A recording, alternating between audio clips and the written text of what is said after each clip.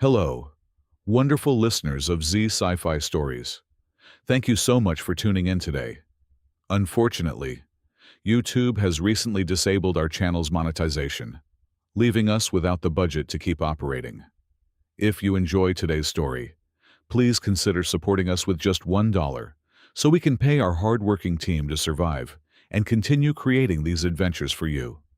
You can donate by scanning the PayPal QR code on your screen or by clicking the PayPal link in the description or the pinned comment. The storm was screaming.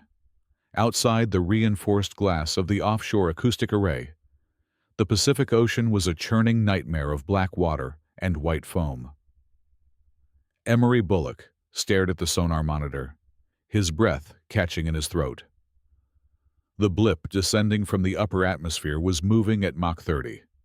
Meteorites did not decelerate. This thing was actively braking, and it was heading straight for the Devil's Tooth Reef.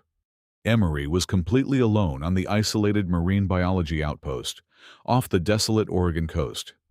The mandatory evacuation order had been issued exactly 14 hours ago. Everyone else had fled to the mainland, but Emery had insisted on staying behind to secure the delicate underwater hydrophones. Now, a Category 5 superstorm was battering the facility, with winds exceeding 150 miles per hour. The steel pillars groaned under the punishing assault of the waves. Suddenly, a deafening acoustic boom rattled the thick windows. The sonar screen flashed red. Whatever had fallen from the sky had just slammed into the ocean just 2 miles out. The telemetry data was undeniable. The object had a controlled entry, a structural hull, and an impact signature that suggested it was relatively intact. Emery gripped the edge of the console. The Coast Guard was completely grounded. No helicopters could fly in this weather, and no cutter could survive the swells. If there was a pilot inside that thing, they were going to drown in the freezing, violent dark. He did not overthink it. Emery sprinted to the equipment locker and ripped his heavy-duty neoprene storm suit from the hangar. He strapped on his dive knife, grabbed an emergency oxygen tank, and bolted out the airlock toward the docking bay. The wind hit him like a physical blow, nearly throwing him off the grated walkway. Rain lashed at his face like flying glass. He dropped into the motorized rubber Zodiac, fired up the twin outboard engines, and punched the throttle. The small boat launched into the maelstrom. It was absolute madness. He was navigating 20-foot swells, the Zodiac launching off the crests and slamming into the troughs with bone-jarring force. The roar of the ocean was absolute, an endless, thundering wall of noise that isolated him from the rest of the universe. After 20 minutes of fighting the ocean's fury, the rocky, jagged peaks of the Devil's Tooth Reef loomed in the darkness. Emery cut the engines, threw out the heavy storm anchor, and secured his breathing apparatus. Without hesitating, he rolled backward over the pontoon and plunged into the frigid abyss. The contrast was immediate. Above, the world was a deafening chaos of wind and crashing waves. Below the surface, it was a heavy, oppressive twilight, violently churned by the storm surges above. Emery kicked his fins, aiming his waterproof flashlight into the murky depths. Then he saw it. Wedged beneath a massive shelf of coral was a vessel. It was shaped like a perfect teardrop, devoid of any visible seams or thrusters, unlike any aerospace technology he had ever studied. The hull was severely cracked. From the jagged fissures, a glowing, bioluminescent green fluid was violently leaking out, swirling into the ocean currents like toxic smoke. Emery swam closer, fighting the intense undertow. He grabbed the edge of the shattered canopy and hauled himself up to look inside. What he saw made his heart stop. It was a humanoid figure. She was breathtakingly beautiful, yet undeniably alien. Her skin was a pale pearlescent white, catching his flashlight beam to reveal a pattern of subtle, shimmering scales along her cheekbones and shoulders. On the sides of her slender neck, delicate secondary gills flared weakly, struggling to filter the water, But the green fluid filling the cockpit was not coolant. It was her blood. A horrific, jagged wound tore across her abdomen. Suddenly, the pod beneath him vibrated violently. A high-pitched whine echoed through the water, vibrating right into Emery's teeth. The vessel's core was critical. It was going to explode. "Come on, work with me!" Emery screamed into his regulator, though only bubbles escaped his lips. He jammed his dive knife into the canopy seal and used all his upper body strength to pry the fractured glass apart. The ocean rushed into the cabin. Emery reached in, wrapping his arms around her waist, careful of the wound. Her skin was freezing and unnervingly smooth. He braced his boots against the sinking hull and pulled with everything he had. She slipped free. Emery grabbed her tight, inflated his emergency buoyancy vest, and rocketed toward the surface. They broke the water, gasping for air amidst the roaring tempest. Emery hauled her limp body over the side of the Zodiac and tumbled in, right behind her. Before he could even reach for the throttle, the water beneath them illuminated with a blinding flash of emerald light. A massive column of expanding gas and boiling water erupted from the reef, catching the rear of the Zodiac and launching it forward like a surfboard on a tidal wave. Emery threw his body over the alien girl to protect her from the crashing foam. The shockwave pushed them clear of the reef, hurling them back into the open, chaotic sea. With the engine screaming, he steered the battered boat back toward the faint, lonely lights of the research station, praying the fragile life breathing against his chest would survive the night. The heavy steel airlock hissed shut, instantly severing the deafening roar of the hurricane outside. Emery carried the fragile survivor down the narrow, dimly lit corridor and into the primary dissection lab, his heavy rubber boots squeaking frantically against the wet linoleum floor. The sterile, fluorescent overhead panels flickered violently as the facility's backup generator struggled to maintain power, casting erratic shadows across the room. He laid her gently onto the cold, stainless steel examination table. The sheer claustrophobia of the underwater bunker immediately pressed down on him. The metallic walls seemed to shrink inward, trapping the frantic, echoing rhythm of his own heavy breathing. He grabbed his emergency trauma kit and focused a harsh, surgical spotlight onto the jagged laceration across her abdomen. The bleeding was profound, but the bioluminescent green fluid behaved unlike any biological matter he had ever encountered. Working with desperate speed, Emery grabbed a glass slide, smeared a glowing droplet, and shoved it under the lens of his portable digital microscope. He let out a sharp gasp. The molecular structure was entirely alien, yet incredibly efficient. The erythrocytes were highly adapted, actively pulling pure oxygen molecules directly from the damp, enclosed air of the room, functioning just as perfectly as they would underwater. Her cellular biology was frantically trying to knit the torn tissue back together, but the physical trauma was simply too massive. He applied a thick, generous layer of synthetic coagulant gel and tightly wrapped her torso in pressure bandages, praying his rudimentary human medicine would be enough to stabilize her. Suddenly, her eyes snapped open.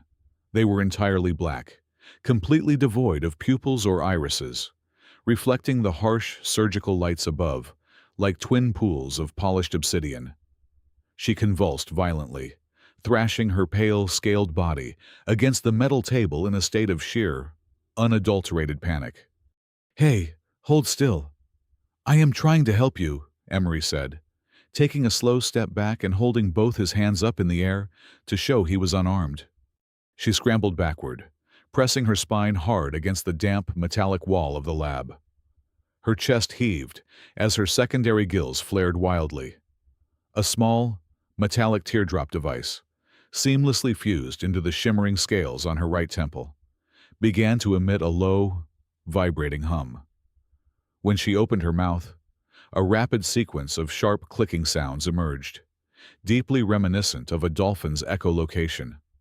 A second later, the metallic device on her temple shifted the acoustic frequency, projecting a synthesized, heavily echoing voice that sounded as though it were being spoken underwater. "Where am I? Who are you?" The translated voice vibrated heavily through the cramped, sterile room. Emery froze, his analytical mind struggling to process the impossible reality of the translation device. "You are on Earth. My name is Emery. I pulled you from the wreckage on the reef." The girl looked down at the thick gauze wrapping her waist, then slowly back up at him. The primal panic in her obsidian eyes shifted into a profound, exhausting dread. "I am Kaylin," she said, the electronic echo overlaying her trembling words. "Princess of the Xylar Ocean Empire, and you should have left me to drown in the dark." Emery frowned, stepping cautiously closer to the table. "Your vessel suffered a catastrophic failure. You were critically injured." "It was no mechanical failure." "Emery," Kaylin whispered, her translucent fingers gripping the edge of the steel table. "It was a targeted ambush, and they are not finished. I am being hunted by the Reapers. They are merciless biomechanical executioners, and they followed my trajectory to this world." Before Emery could even ask what a Reaper was, the massive acoustic servers lining the far wall of the laboratory violently erupted. The heavy-duty audio monitors, designed specifically to capture low-frequency whale songs across vast oceanic distances, suddenly emitted an agonizing, high-frequency shriek that shattered the glass speakers resting on the nearby counters. Emery screamed, violently clamping his hands over his ears and dropping to his knees. The sound was not just loud, it was a physical, drilling pressure driving straight into his skull. Kaylin turned ashen, the bioluminescent glow beneath her skin flickering erratically. "The searching song," she gasped over the horrific noise. "They are actively pinging the luminescent rhythm of my heartbeat. They have found this structure." The deafening shriek stopped abruptly, instantly replaced by a suffocating, terrifying silence. The steel girders of the underwater base began to groan in protest.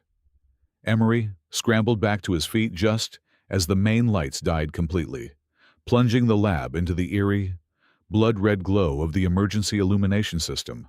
Through the thick, reinforced observation window, the raging ocean was briefly illuminated by distant flashes of lightning. In that fleeting light, terrifying silhouettes glided silently past the glass. They were massive, geometric shadows, moving with impossible, predatory agility against the violent storm currents. They did not swim like organic creatures. They cut through the turbulent water like living, mechanical torpedoes. A sickening, high-pitched crack echoed through the quiet room. Emery watched in absolute horror as a massive, jagged spiderweb fracture appeared directly in the center of the 6-inch thick plexiglass window. The reinforced material was heavily rated to withstand tremendous oceanic pressure, but it was violently bowing inward under the focused force of whatever was outside. Another metallic screech reverberated through the ceiling above them. The terrestrial research station was rapidly becoming a death trap.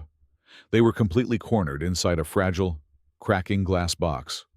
"They are going to tear this entire facility apart," Emery stated, his voice tight with surging adrenaline. "We cannot stay here." "There is nowhere left to hide," Kaylin replied, her voice breaking with despair. "Yes, there is," Emery countered fiercely, grabbing her arm and pulling her toward the heavy, circular bulkhead door leading to the station's moon pool. "The surface is a guaranteed killing floor, but you are a creature of the deep ocean, right? Then we are going down, way down." He dragged her through the dark, grated corridor toward the launch bay, where the Abyss 1 was securely docked. It was the station's absolute state-of-the-art deep-sea submersible, built around a solid titanium pressure sphere, designed strictly to withstand the soul-crushing depths of the oceanic trenches. "We are taking the submersible down into the benthic trench," Emery yelled over the grinding metal of the failing facility walls. "The thermal vents and the extreme physical pressure down there, will mask your heartbeat and scramble their biomechanical sensors. If they want to hunt us, they are going to have to do it in the absolute, crushing dark. They threw themselves through the heavy titanium hatch of the Abyss One. Emery spun the massive locking wheel just as a catastrophic tearing sound ripped through the black water above them. The entire reinforced ceiling of the moon pool crumpled inward like cheap aluminum foil. Massive, razor-sharp metallic appendages violently shredded the steel overhead girders, allowing the raging storm surges to flood the upper levels of the facility. Emery slammed his fist onto the emergency release lever. The heavy magnetic docking clamps disengaged with a deafening clank. Gravity took over instantly. The spherical submersible dropped out of the crumbling launch bay and plummeted straight down into the pitch-black abyss, leaving the dying station behind. Inside the cramped, freezing cockpit, the digital depth gauge numbers spun rapidly. 500 feet, 1,000 feet. Above them, the water began to boil with mechanical fury. The massive geometric shadows that had dismantled the station smoothly reconfigured their outer chassis. Their jagged armor plates shifted and locked, streamlining into sleek, hydroplane predators perfectly designed for extreme, deep-water pursuit. They dove after the Abyss One, tearing through the dense thermoclines with terrifying, unnatural speed. Suddenly, a concussive shockwave slammed into the submersible. Emery was thrown violently against his 5-point safety harness. The Reapers were firing concentrated bursts of destructive kinetic sonar. Another invisible acoustic pulse battered the hull, violently rattling the 6-inch thick acrylic viewport and sending a terrifying, high-pitched groan vibrating through the entire titanium frame. "They are locking onto our acoustic signature," Emery shouted, over the blaring red proximity alarms. "We have to disappear entirely." He reached across the primary control console and frantically flipped a series of heavy toggle switches. Shutting down the main propulsion drive, killing the external floodlights, cutting all non-essential mechanical life support. The submersible shuddered violently as the powerful twin thrusters powered down. Complete and total darkness swallowed the small cabin, save for the faint, pale green glow radiating from Kalen's skin.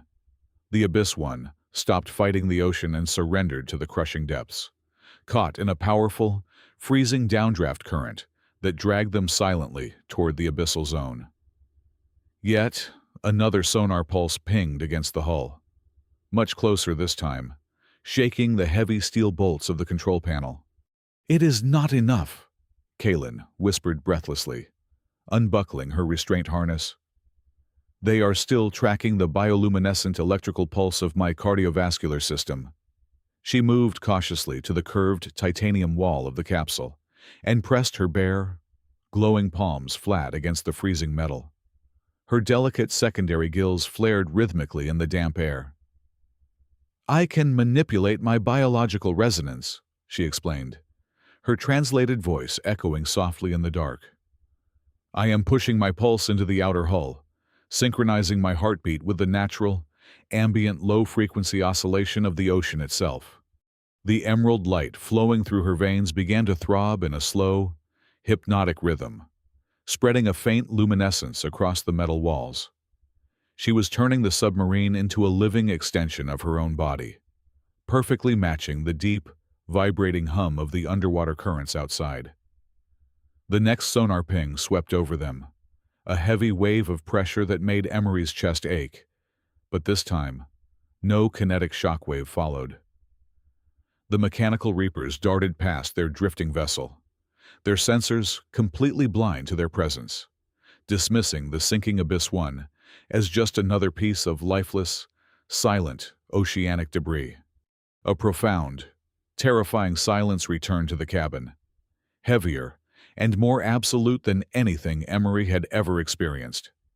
The physical pressure outside was building immensely as they sank past 4,000 feet, creating a suffocating, physical tension inside the cramped sphere. They sat in the cold darkness, listening to the agonizing creaks and groans of the titanium hull, protesting the crushing weight of the sea. "You are remarkably calm," Kaelin observed quietly, the bioluminescence of her hands casting long, shifting shadows across Emery's face. My people always assumed terrestrial species were incredibly fragile, prone to pure panic when removed from the sun and the open air. Yet you navigate this crushing, hostile darkness with the sharp instincts of an apex survivor. Emery let out a short, humorless breath, keeping his eyes locked on the black void outside the viewport. I am terrified, Kaelin, but panic burns oxygen and makes noise. Down here, noise is absolute death. He tapped the hardened glass gently. I have spent my entire adult life studying the extreme deep. The ocean demands total respect. If you fight the abyss, it will crush you into nothing. You have to flow with it. He reached blindly toward the manual diagnostics panel to check their descent rate, his fingers suddenly brushing against a damp, freezing patch on the lower bulkhead. Frowning, Emery pulled a small emergency penlight from his suit pocket and clicked it on. The narrow beam cut through the dark cabin and illuminated the primary life support manifold. A steady, terrifying hiss of compressed gas was escaping from a severe fracture in the main regulator valve, a direct result of the kinetic shock waves they had endured during the initial dive. The digital pressure gauge for the breathable air mix was dropping rapidly. Emery stared at the falling red numbers, his jaw clenching tight. The air filtration unit was completely unresponsive. We successfully lost the hunting pack, Emery said, his voice flat and grave, as he turned the flashlight off to conserve the battery. But we have a massive new problem. The kinetic blasts ruptured our primary scrubber lines. We are bleeding our breathable air mixture directly into the cabin, and the carbon dioxide scrubbers are entirely offline. Kaelin shifted in the dark, her glowing eyes locking onto his. How much time do we have? She asked, her voice steady despite the grim news. Emery took a slow, measured breath, calculating the remaining volume against their combined metabolic burn rate in the freezing environment. At our current consumption, we have exactly 2 hours of oxygen left. After that, the air turns toxic, and we suffocate. The descent continued in absolute silence for what felt like hours. The ambient temperature inside the crippled titanium sphere plummeted to near freezing, forcing Emery and Kaelin to wrap themselves in the metallic emergency thermal blankets pulled from the survival kit. The digital altimeter slowly rolled past 8,000 feet. Suddenly, the oppressive, pitch-black void outside the thick acrylic viewport began to fracture. A hazy, ghostly light emerged from the crushing depths below, entirely separate from Kaelin's fading bioluminescence. Emery dragged himself toward the glass, his breath fogging the chilled surface. They had drifted directly into a massive hydrothermal vent field. Towering, jagged chimneys of mineral deposits jutted upward from the fractured ocean floor, like the spires of a drowned cathedral. Thick, billowing clouds of superheated, black mineral smoke erupted from the volcanic vents, defying the freezing, ambient ocean. Surrounding these thermal geysers was a mesmerizing, alien ecosystem. Giant, pale tube worms swayed blindly in the currents, while swarms of translucent, blind crabs and glowing, ethereal jellyfish drifted through the toxic heat. It is magnificent, Kaelin whispered softly, moving to the viewport beside him. The emerald glow of her skin reflected against the volcanic light. An entire biosphere thriving in a place where light and traditional life cannot exist. Emery nodded, watching a cluster of bioluminescent extremophile bacteria pulse rhythmically along the base of a roaring black smoker chimney. They survive by feeding on the toxic chemicals boiling out of the Earth's crust. It is one of the most hostile environments on our planet, yet life found a way to conquer it. But Kaelin, you need to tell me the truth. Why would a royal princess of a starfaring empire risk crossing the galaxy, enduring a meteoritic atmospheric entry, and diving into this specific, hellish abyss? What could possibly warrant this level of risk? Kaylin lowered her gaze, the translation device on her temple emitting a heavy, digital sigh. I did not flee a political rebellion. Emery, my empire is not at war with itself. We are simply dying. A highly virulent, waterborne pathogen, known as the abyssal rot, began spreading through our core aquatic worlds 3 solar cycles ago. It degrades our cellular structure at the molecular level, suffocating us from the inside out. Billions have perished. Our greatest scientific minds could not synthesize a cure because the virus mutates too rapidly. Emery frowned, piecing the logic together. And the machines the Reapers hunting us. They are not assassins sent by a rival faction, she continued, her voice trembling with the weight of absolute despair. They are the automated quarantine enforcement protocol of the Galactic Alliance. When the pathogen reached a critical transmission threshold, the Alliance Council made a cold, mathematical decision to prevent the virus from contaminating other aquatic systems across the galaxy. They declared the Xylor Empire a condemned sector. They sealed our borders. The Reapers were deployed to enforce an absolute, total planetary blockade. They are programmed to relentlessly track and instantly eradicate any vessel, any biological entity, attempting to leave our infected space. They would rather see my entire species go entirely extinct than risk a galactic pandemic. Emery felt a cold knot form in his stomach, far colder than the freezing air of the cabin. So you ran the blockade? I volunteered to run the blockade, Kaylin corrected him firmly, her obsidian eyes meeting his. Earth is classified as a primitive, Class 0 sanctuary world. It possesses the only unpolluted, entirely isolated marine ecosystem left in this sector of the galaxy. Our ancient archival probes indicated that the deep-sea thermal vents on this planet harbor highly unique extremophil bacteria, organisms that have evolved entirely separate from the galactic biological network. The specific molecular structure of the bacteria, clinging to those smoking vents right outside this glass, contains the exact, pristine antibody matrix we need to dismantle the virus. She pressed her trembling hand against the cold viewport, staring at the glowing life forms. I came here to harvest a sample, to bring the seed of a cure back to the royal fleet waiting just beyond your solar system's sensor range. But I failed. The quarantine network detected my slipstream. The Reapers followed my trajectory. By pulling me from that wreckage, you bound your fate to a carrier of a restricted plague. Because I am here, the Reapers will not just destroy this submersible. They will incinerate this entire oceanic trench to sanitize the area. I brought absolute destruction to your world, Emery. Tears of glowing green fluid pooled in Kaylin's dark eyes.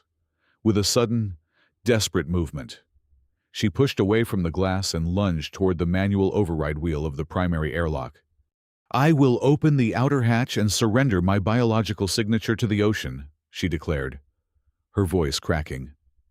Once the Reapers register my termination, the quarantine mandate will be fulfilled. They will leave this planet. You can reroute the ballast reserves and float to the surface. It is the only mathematical way you survive this. Emery reacted instantly. He threw his weight forward, tackling her away from the heavy steel wheel. They crashed hard onto the grated metal floor. Do not ever talk to me about mathematical survival, Emery growled, his voice echoing fiercely in the cramped, dying cabin. He grabbed her shoulders, pulling her upright. I am a marine biologist. I have dedicated my entire existence to preserving life, not sacrificing it to mindless, unfeeling machines. You are not dying down here, and neither is your empire. He scrambled up, pulling himself back to the viewport and staring intensely at the thick, gelatinous mats of extremophile bacteria thriving on the towering volcanic chimneys. His mind raced, combining his rigorous academic training in oceanic acoustics with the raw biological data right in front of him. Look at them. Kaylin, Emery said rapidly, his scientific mind igniting with desperate inspiration. These bacteria do not just survive the heat and pressure. They thrive in it. Their cellular walls are composed of hyperdense, acoustic-dampening biopolymers. They absorb the extreme, violent kinetic energy of the boiling thermal vents to prevent themselves from being torn apart. If their molecular structure can absorb the physical shock waves of a boiling volcanic eruption, they can absorb something else. He turned back to her, a wild, dangerous glint in his eyes. The Reapers use concentrated, destructive kinetic sonar to kill. Sound is just pressure waves. And right outside this hull is a massive, biological sponge specifically evolved to consume pressure. If I can agitate that bacterial colony and manipulate the acoustic frequencies of this trench, we are not going to hide from the quarantine. We are going to break it. The proximity warning klaxons suddenly shattered the fragile silence of the Abyss 1. The radar screen, previously an empty green void, now blinked with 3 massive, rapidly descending hostile signatures. The Reapers had abandoned their sweeping search patterns. They had pinpointed the submersible's location, dropping down through the crushing depths and forming a tight, triangular perimeter directly above the hydrothermal vent field. They are not just going to fire kinetic shockwaves this time, Kaylin warned, her voice tight with panic as she stared at the external monitors. They are initiating a localized sterilization protocol. They are going to detonate their primary energy cores to incinerate us and boil this entire ecosystem into sterile ash. Not if we weaponize the trench first, Emery replied, his eyes narrowing with fierce determination. He slammed his palms onto the manual override console, bypassing the damaged life support safety protocols and diverting every single volt of remaining battery power directly into the submarine's propulsion and acoustic array systems. "Listen to me, Kaylin," Emery commanded, his hands flying across the tactile control boards. "Those machines operate on brute force. We are sitting in a research vessel, equipped with the most powerful, military-grade omnidirectional acoustic transmitters on the planet. If I broadcast a concentrated, hyper-frequency ultrasonic pulse and bounce it perfectly off the basalt walls of a narrow chasm, the overlapping sound waves will amplify exponentially. But I need a biological medium to stabilize the initial burst, or the immediate feedback loop will instantly shatter our own hull." "The extremophiles," Kaylin realized, her glowing eyes widening as she grasped the sheer audacity of his plan. "Exactly," Emery confirmed. "Take the co-pilot seat. I need you on the external manipulator controls. Scrape as much of that dense, acoustic dampening bacterial matting off the chimneys as you can, and cycle it directly into our forward ballast exhaust tubes. The hyperdense cellular walls of those organisms will act as a temporary acoustic lens. We are going to use them as a biological shock absorber." Kaylin did not hesitate. She strapped herself into the secondary chair, her translucent fingers dancing gracefully across the mechanical joystick. Outside the thick acrylic viewport, the heavy titanium robotic arms whirred to life. With precise, sweeping motions, she carved thick layers of the glowing, gelatinous bacteria from the boiling volcanic vents and suctioned them into the submarine's external holding tanks. Meanwhile, Emery grabbed the primary steering yoke. He engaged the twin thrusters, sending the Abyss 1 surging forward into the blinding, chaotic maze of superheated black smoker columns. He was not running away. He was baiting them. He steered the crippled submarine violently to the left, diving straight toward a massive, jagged fissure in the ocean floor known as the Devil's Fracture. It was a terrifyingly narrow, V-shaped canyon of solid basalt rock. High above, the 3 Reapers adjusted their trajectory. They folded their sleek, hydroplane wings inward, diving aggressively into the narrow crevice right behind the fleeing human vessel. They had fallen perfectly into the trap. The walls of the trench closed in rapidly, leaving barely 40 feet of clearance on either side of the titanium sphere. Emery stared intensely at the topographical mapping screen, his mind calculating complex physics equations at breakneck speed. At a depth of over 10,000 feet, They were enduring exactly 400 atmospheres of physical pressure. Under these extreme conditions, the density of seawater fundamentally altered how sound traveled. Emery had to calculate the precise geometric angle of acoustic reflection against the canyon walls. If his mathematical trajectory was off by even a single 0.1%, the resulting sonic weapon would bounce backward, crushing the Abyss One into a metallic fist before it ever touched the alien machines. Bacterial payload is locked and primed in the exhaust chambers, Kaylin reported, gripping her armrests as the submarine aggressively banked around a sharp, jagged outcropping of rock. Calibrating the acoustic array to the exact inverse frequency of their sonar, Emery replied, sweat pouring down his face in the freezing cabin.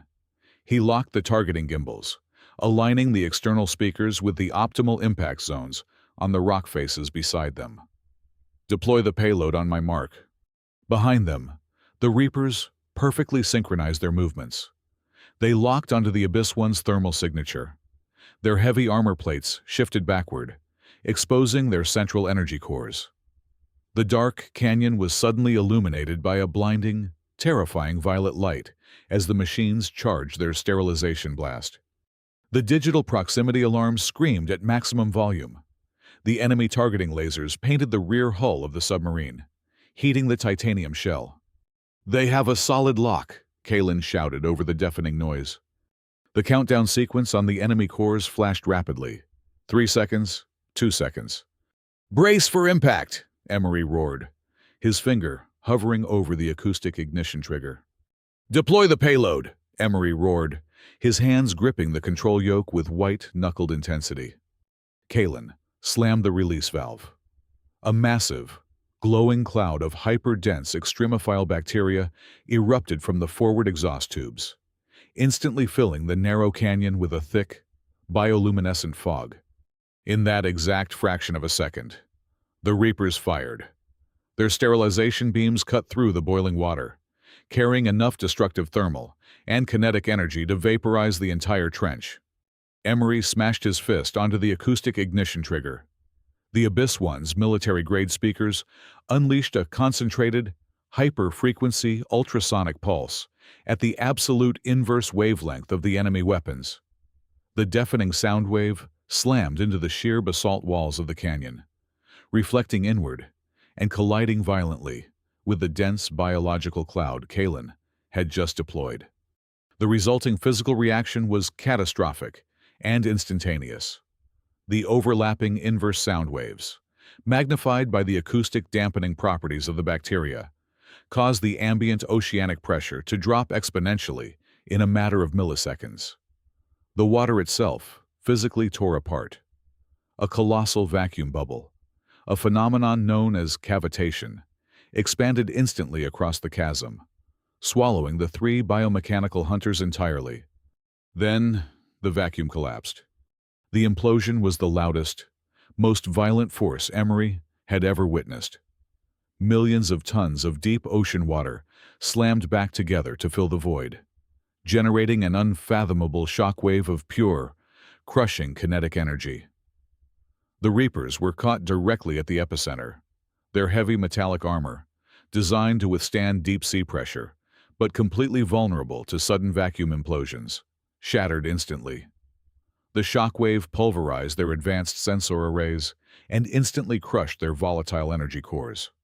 Tucked safely behind the jagged outcropping of basalt rock, resting precisely in the acoustic shadow Emery had meticulously calculated, the Abyss One merely shuddered. The shockwave passed harmlessly over them, leaving the delicate ecosystem of the hydrothermal vents completely untouched. Outside the viewport, the mangled, lifeless metallic husks of the galaxy's most lethal quarantine enforcers drifted slowly past the glass, sinking into the bottomless dark like ordinary scrap iron. Emery let out a long, trembling breath, slumping back into his seat. "We did it!" Kaylin did not rest. She lunged toward the communication console. "The Reaper's quantum relay network!" she gasped, her hands flying across the terminal. Their destruction just severed the local quarantine jammer. The relay is temporarily open. She rapidly initiated a data transfer, encoding the precise genetic sequence of the extremophile antibody they had harvested, broadcasting the cure to the royal fleet waiting at the edge of your solar system. Transmission confirmed. They sat in the quiet, freezing cabin, staring out at the glowing volcanic vents. For a few long, tense minutes, there was nothing but the steady hum of the deep ocean. Then, the black water above them began to change.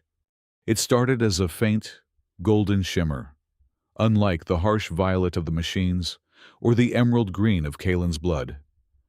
The light grew brighter, piercing through the crushing depths, chasing away the eternal shadows of the trench. Emery pressed his face against the glass, his eyes widening in pure awe. Dozens of colossal, majestic starships were descending gracefully through the ocean.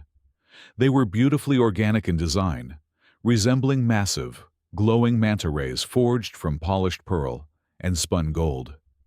The Xylar Royal Armada had breached the surface of Earth's ocean, diving into the abyss to reclaim their lost princess. A gentle, sweeping tractor beam enveloped the battered titanium hull of the Abyss One, lifting it effortlessly from the ocean floor and pulling them toward the glowing hangar bay of the flagship. Exactly 1 month later, the atmosphere in the Grand Hall of the Galactic Alliance was electric with absolute disbelief. Thousands of alien delegates from countless star systems murmured among themselves, their eyes fixed on the center of the crystalline chamber. Emery Bullock stood on the grand podium, dressed in a simple, formal human suit. He looked incredibly small amidst the towering, advanced species of the galaxy. Yet, the room fell into a reverent silence as he spoke. They were looking at a creature from a primitive, Class Zero world, a fragile, terrestrial human who had used nothing but basic acoustics, deep-sea bacteria, and sheer, stubborn willpower to completely obliterate their invincible, automated quarantine protocol, effectively curing an entire starfaring empire when the greatest minds in the galaxy had given up. Kalen stepped forward, her regal robes shimmering like the surface of a sunlit ocean. She had been crowned Queen of the Xylar Empire.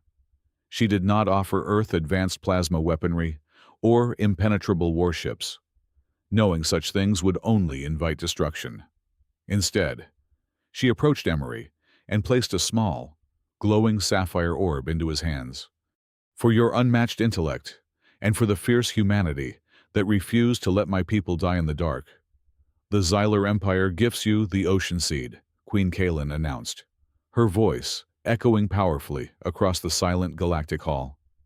It is the pinnacle of our biosphere regeneration technology. It will heal the polluted waters of your homeworld and restore your dying reefs. Furthermore, by decree of the Galactic Council, Earth is hereby classified as the central biological reserve of the Milky Way, under the eternal protection of our Armada. The entire council erupted in deafening, respectful applause. Hours later, Emery stood by the massive observation window of an orbital space station, holding the softly glowing orb in his hands. He looked down at the beautiful, swirling blue marble of Earth below. A profound smile spread across his face. Humanity did not need to conquer the stars with violence, dreadnoughts, or endless wars. They had secured their place in the galaxy through their intellect, their compassion, and their unrelenting dedication to protecting life in the darkest, most unforgiving places of the universe. Thank you so much, wonderful listeners, for staying with us until the end of this incredible journey. We would love to know where you are listening from, so please leave a comment down below and say hello. If you found today's story thrilling and want to help us keep this channel alive, please consider supporting us with just $1. You can easily do this by scanning the PayPal QR code on your screen or by using the link in the description or the pinned comment. That single dollar helps us pay our amazing team so they can feed their families and continue bringing you the very best sci-fi adventures. Until next time, stay curious and keep looking at the stars.